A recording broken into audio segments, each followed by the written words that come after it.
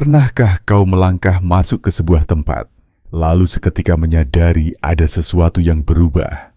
Meski tak seorang pun bicara sepatah kata, itu bukan kebetulan semata.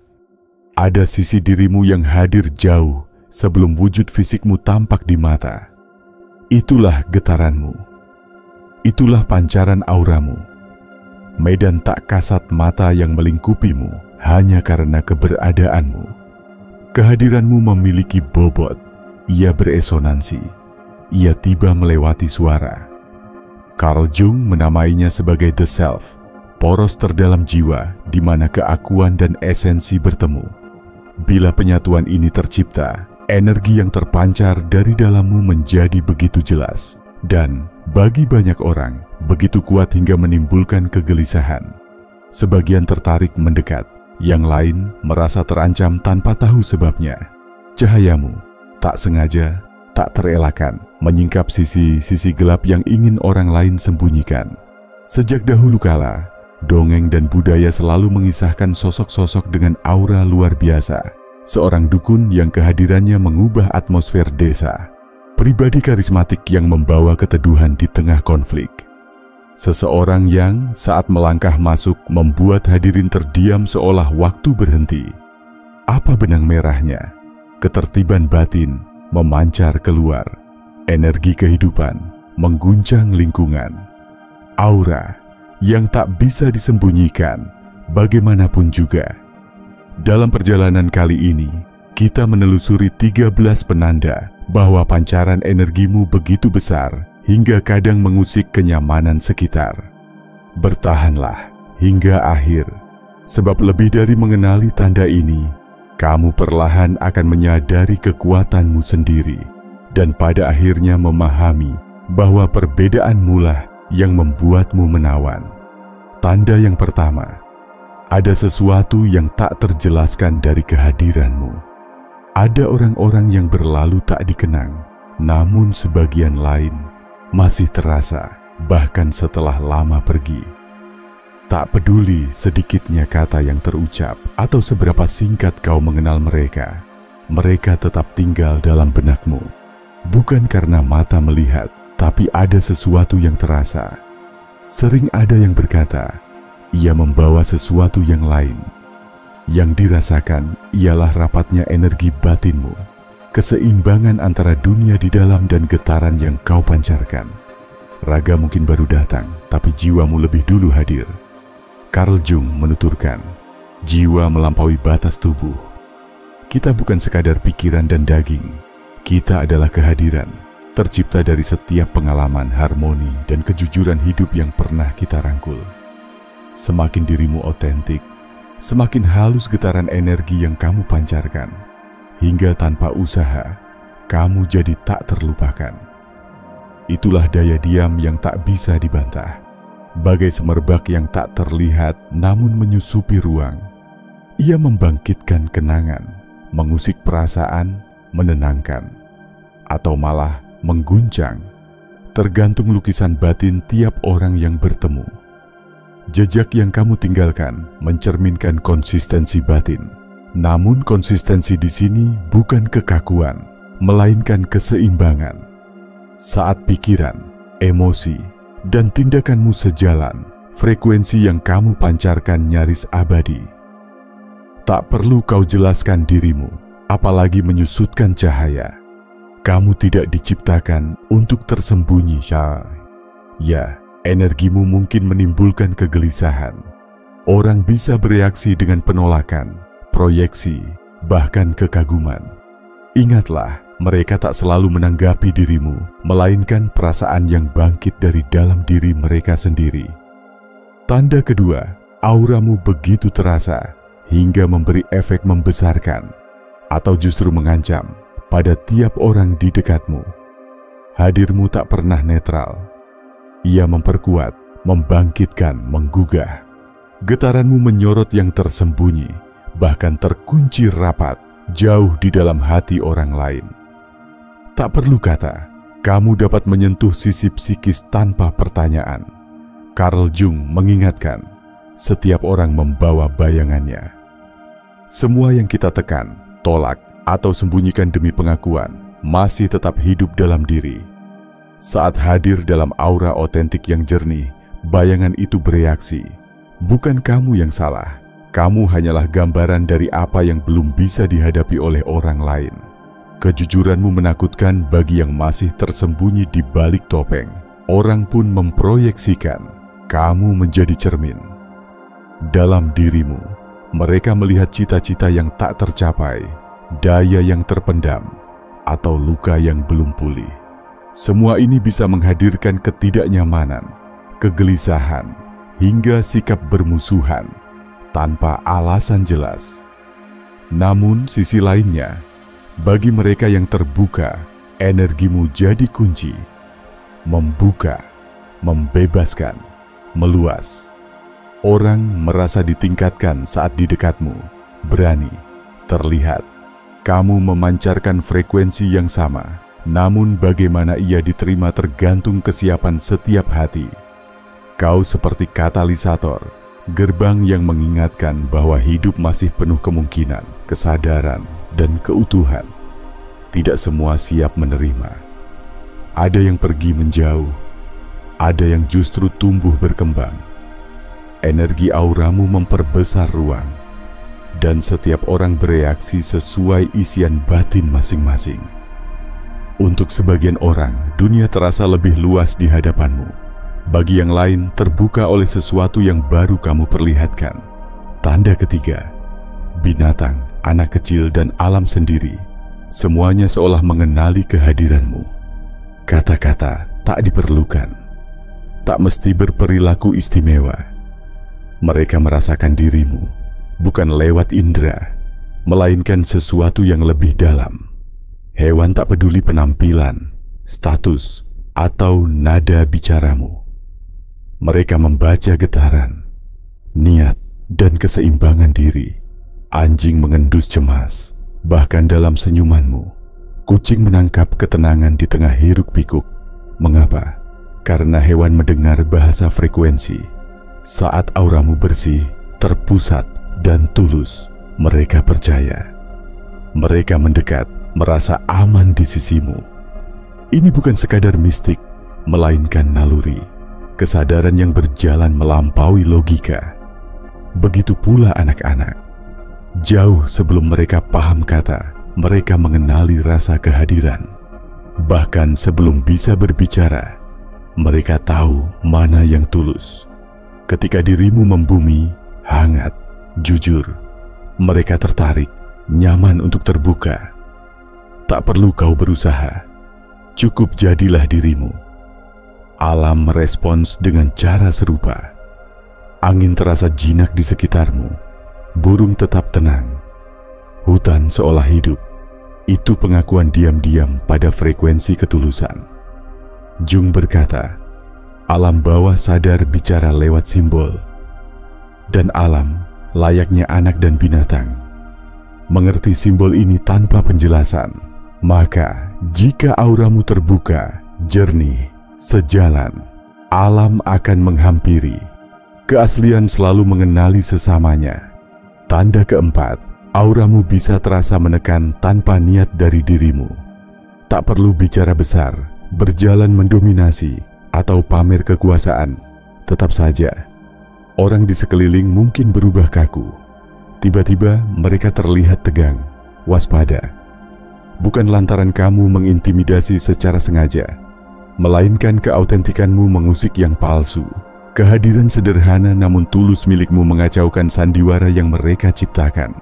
Kamu bukan ingin menantang, namun semakin murni hadirmu, semakin mudah orang dibawa berhadapan dengan ilusinya sendiri.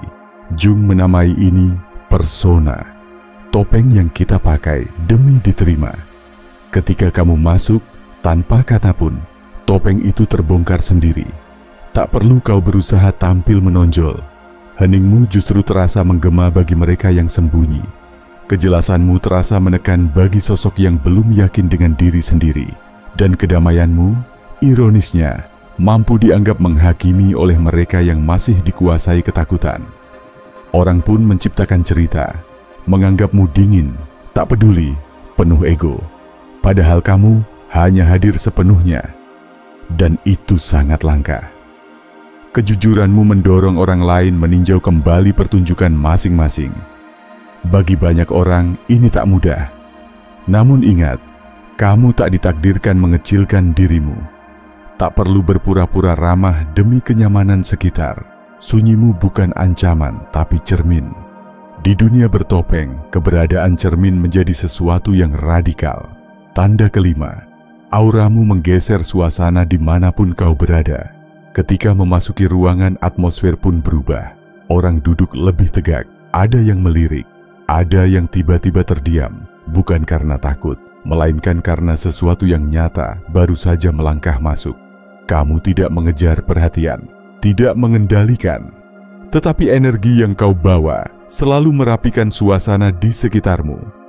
Barbara Brennan, penulis dan penyembuh energi, meyakini bahwa medan energi manusia menjangkau luas melebihi jasad, bersinggungan dengan siapapun, bahkan benda-benda dan temperatur emosional ruangan.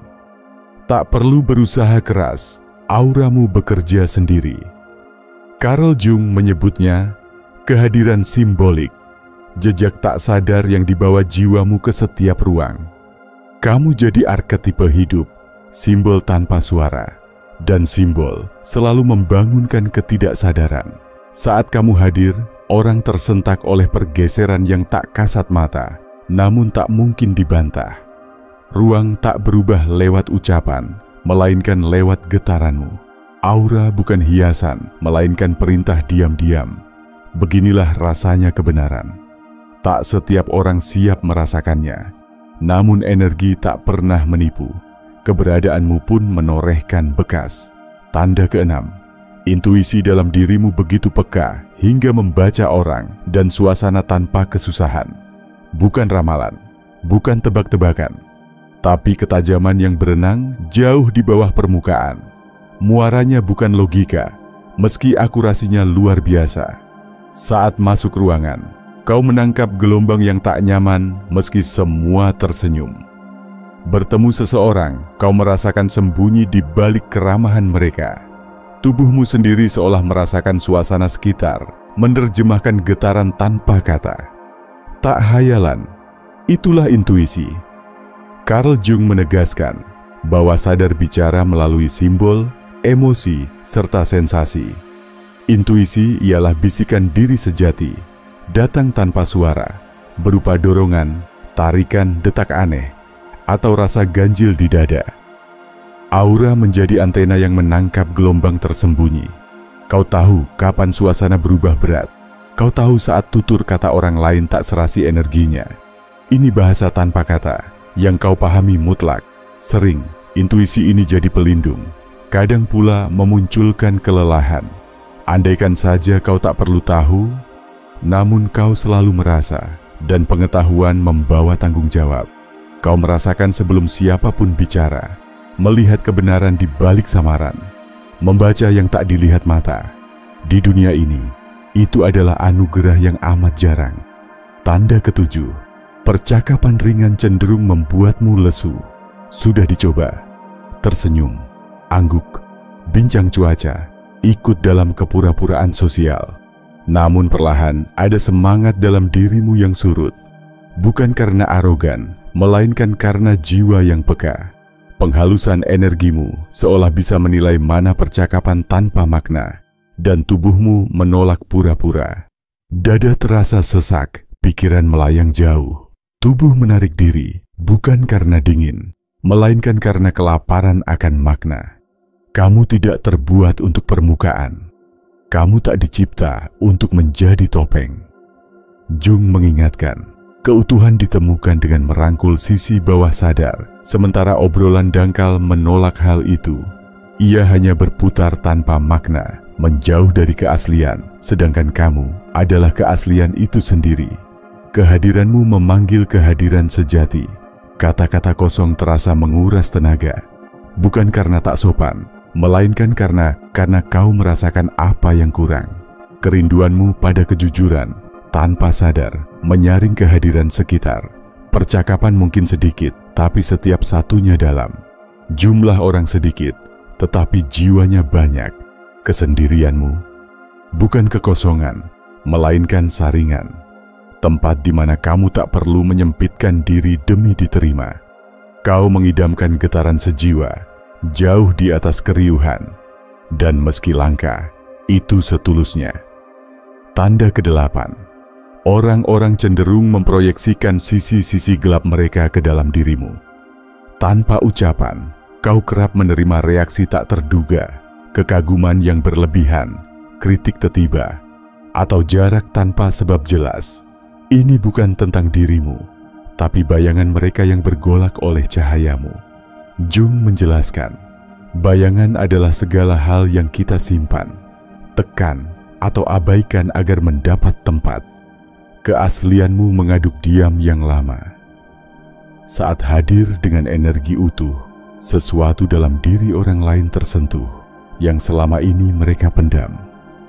Tanpa niat jadi cermin, auramu terlalu mencolok untuk tak dihiraukan. Dalam dirimu, orang melihat impian yang belum terwujud, keinginan yang ditekan, luka yang belum sembuh. Akhirnya mereka memproyeksikan, membangun cerita, menerka niatmu, bahkan memberi label, semata agar mereka tak harus menatap diri sendiri. Ini bukan serangan pribadi. Ia berbicara soal psikologi, energi, dan ketidaksadaran. Belajarlah membedakan, apakah ini punyaku sendiri, atau bayangan orang lain yang mencuat melalui aku. Bukan untuk membela diri, namun menjaga kemurnianmu. Menjadi cermin bukan tugas ringan, tetapi itu berarti kau membawa cahaya, dan di mana ada cahaya, bayangan pasti muncul. Tanda ke-9. Diamnya dirimu terdengar lebih nyaring daripada 1000 kata. Pernahkah mengalami saat hanya berdiam diri suasana sekeliling seolah berubah haluan? Kau tak merasa perlu menjelaskan, tak harus membuktikan sesuatu. Kau hanya ada, namun tetap sekitar merasakannya. Ini bukan ketiadaan, tapi kegenapan. Kekayaan kehadiran yang langka, bukan yang gaduh atau penuh drama, melainkan yang dalam dan sungguh-sungguh. Dalam diam yang disengaja, ada kekuatan terpendam, bukan kelemahan. Ia seolah berkata, aku kenal siapa diriku, dan tak butuh persetujuan. Keheningan semacam itu membungkam. Ia menuntut kejujuran, menciptakan vibrasi yang lebih keras daripada suara. Kau tak memotong, kau memperhatikan, kau tak buru-buru angkat bicara, kau sabar menunggu. Dari penantian itu, lahir sebuah ruang di mana kejujuran dapat tumbuh. Carl Jung percaya, ketidaksadaran merespons pada simbol dan kehadiran, bukan kata-kata, dan diam yang kau ciptakan adalah simbol kematangan batinmu. Kamu sudah damai dengan dirimu sendiri, tak lagi memerlukan pengakuan luar. Keriuhan mungkin menggoda, tapi di balik sunyi, perubahan besar terjadi. Orang takkan ingat apa persisnya yang kau ucapkan, namun mereka akan mengingat perasaan saat kamu diam. Tapi dunia jadi lain. Tanda ke-10. Kehadiranmu mengundang kejujuran tanpa permintaan. Awalnya biasa saja, percakapan singkat dengan orang asing, obrolan sepintas. Namun tiba-tiba, mereka mulai bercerita tentang masa lalu, ketakutan yang tersembunyi, luka yang belum pernah punya suara. Kau tidak bertanya, tak memburu, cukup mendengarkan dan ada. Energi kehadiranmu menciptakan ruang aman, tulus dan menerima. Alam bawah sadar mereka pun mengenali ini. Jung menyatakan, ketidaksadaran selalu mencoba menemukan saluran ekspresi. Ketika mendapati ruang aman, bebas dari penghakiman, ia akan berbicara. Dan terus bicara. Kamu adalah ruang tersebut. Tak memaksa, tak mengadili, tapi jadi wadah. Dan dalam wadah itu, orang mudah terbuka. Bukan karena kau mendorong, tetapi karena energimu memberi izin. Kau bukan penasihat. Kau adalah penghadir, cermin jernih, wadah kokoh. Itu hal langka. Bukan sekadar mendengar dengan telinga. Kamu benar-benar hadir tanpa harus membenarkan. Orang merasakan dirinya dipahami secara tak terduga. Mereka mungkin meninggalkanmu dengan heran. Mengapa bisa berbagi begitu banyak? Jawabannya sederhana. Auramu tak menarik rahasia, tetapi menyambut kebenaran. Saat kejujuran merasa aman, ia sulit untuk bersembunyi. Tanda ke-11. Kebebasanmu membuat gelisah mereka yang masih menyembunyikan diri di balik topeng. Bukan lewat suara atau paksaan, tetapi sekadar menjadi apa adanya. Tanpa kepura-puraan, tanpa sandiwara, kehadiranmu menimbulkan gema di ruang yang sepi. Keluesanmu menyingkap berat yang dipikul orang lain. Ketulusanmu menelanjangi kepalsuan mereka. Kebebasanmu mengingatkan mereka tentang ketakutannya sendiri untuk merdeka. Tidak ada teguran, tidak ada penghakiman. Bahkan tanpa niat, kehadiranmu secara halus bertanya, "Dan kamu, masihkah berpura-pura?" Menjadi bebas dalam lingkungan yang candu penerimaan adalah hal berbahaya. Ini menggoyahkan ilusi, mengguncang zona nyaman. Karena itu, sebagian menentang. Mereka mengkritik pilihanmu, mempergunjingkanmu, perlahan menjauh. Bukan salahmu. Ini semata refleksi dari diri mereka sendiri. Tak perlu kau tempur, tak harus membela diri. Di dalam lubuk hati mereka, sesungguhnya tahu. Inilah revolusi sunyi dari aura yang telah terbangun. Kau jadi cermin yang terlalu terang untuk diacuhkan. Yang tak siap akan menuduh kebenaranmu sebagai ancaman. Namun kau tidak diciptakan untuk menyesuaikan diri. Kau ditakdirkan untuk hidup sepenuh hati. Dan ini penanda terakhir. Walau sudah berlalu, aura dan kehadiranmu tetap tertinggal. Kau telah meninggalkan ruangan, namun sesuatu masih membekas. Sunyi, kehadiran, perubahan. Tidak semua mampu menjelaskan, namun tiap orang merasakannya. Pernah suatu ruang terasa lain setelah kamu tinggalkan. Itu bukan keangkuhan, bukan pesona kosong, melainkan gema energi yang terpancar. Auramu tak pernah sirna, ia mengalun, meninggalkan bekas. Sebuah ingatan tanpa kata, ketenangan yang berbicara sendiri. Ada yang dilupakan kala tubuhnya masih di ruangan, namun ada pula yang diingat jauh setelah pintu tertutup. Kamu tak pernah mencoba mencuri atensi. Kau sekadar hadir dengan ketulusan. Dari sinilah energimu menanam benih ke alam, kesadaran, keberanian, sesuatu yang lebih nyata. Inilah tanda pamungkas. Kehadiranmu tak punya akhir. Ia hidup terus dalam tiap orang yang telah kau sentuh, di ruang yang telah kau ubah, di kebenaran yang telah kau bawa, hanya karena memilih menjadi dirimu sendiri. Terima kasih sudah ikut berjalan bersama dalam perenungan ini. Bila kau tersentuh, mari jalin resonansi. Tinggalkan jejak di kolom komentar. Nyalakan lonceng agar perjalanan ini berlanjut ke episode berikutnya. Jangan lupa membagikan cahaya ini, karena kehadiranmu, sekecil apapun, selalu berarti.